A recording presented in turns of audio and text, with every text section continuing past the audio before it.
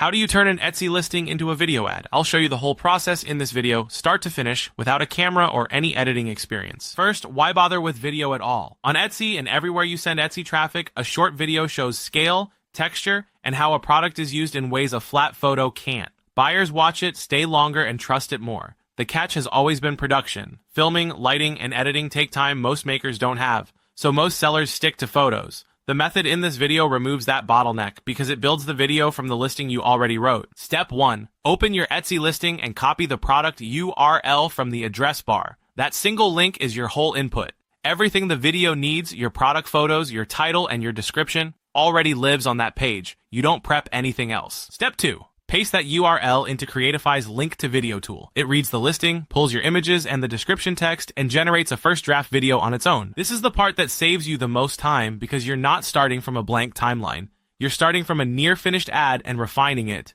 Give it a moment to process, and you'll have a draft with your product, a voiceover, and on-screen text already assembled. Step 3. Now, the most important edit, the hook. The first line and the first 2 seconds decide whether anyone watches the rest. A weak hook is generic, like, check out my shop. A strong hook is specific to the product and the buyer. For a handmade mug, instead of handmade ceramic mug, try, this mug keeps your coffee hot for an hour, and no two are exactly alike. Name the benefit and the thing that makes it yours.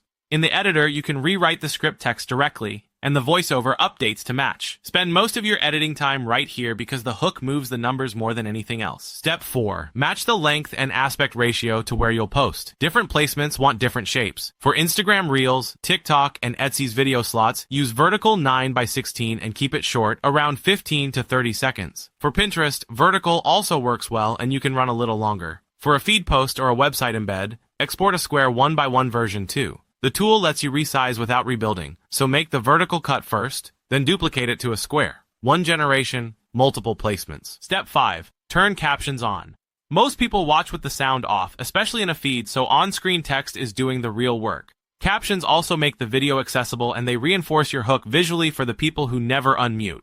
Make sure the caption style is large and readable on a phone and check that it doesn't cover your product. Step 6. How many versions should you test? More than one, always. The single biggest mistake is making one video, posting it, and judging the whole approach on that. Make 3 to 5 versions of the same product with different hooks. Keep the product footage the same and only change the opening line and the on-screen text. Post them, watch which hook holds attention longest, and make more like the winner. Because each version takes minutes, testing 5 is realistic, not a project. Finally, where to post your Etsy video ad. 3 good homes. 1. Organic social, Instagram Reels, and TikTok with a link to your shop. 2. Pinterest, which sends strong buyer intent traffic to Etsy and loves vertical video. 3. Paid. You can use these in Etsy offsite ads creative and in meta ad campaigns pointing at your listings. Same source video, several channels. So that's the full process. Copy the Etsy URL, generate the draft, fix the hook, size it for each platform, add captions, and test a few versions. Listing in, video ad out, no filming.